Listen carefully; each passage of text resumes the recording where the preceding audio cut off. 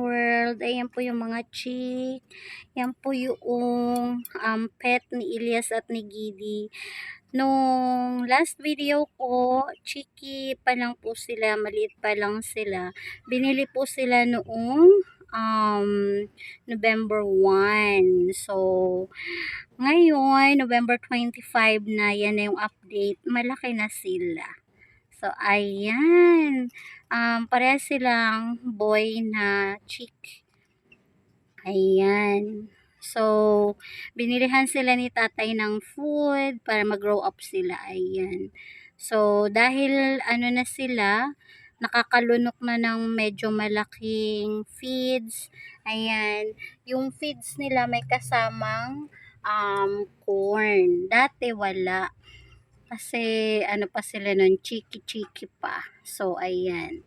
Ngayon, ayan na. Nasa loob sila ng cage para hindi mawala. Ayun. Kasi hinahabol-habol nila Ilyas at ni Gidi yung chick. Kaya baka lumipad. Tapos hindi na makauwi. Ganun.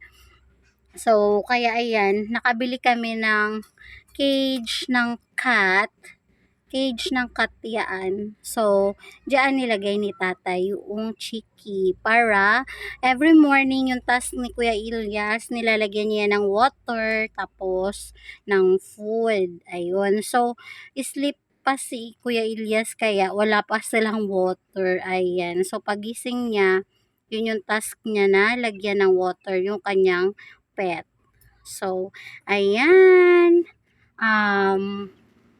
Update ko lang po na dati yan yung kulay purple, ayan yung purple, tapos nagkaroon na siya na kasi ng balahibo, ayan, na wala na yung kulay niya na purple, tapos ito naman yung pink, ayan. So ngayon dahil lumaki na sila, nawala na rin yung kulay pink niya. So ayan, yan yung nabibiling chick dun sa tabi-tabi, ayun.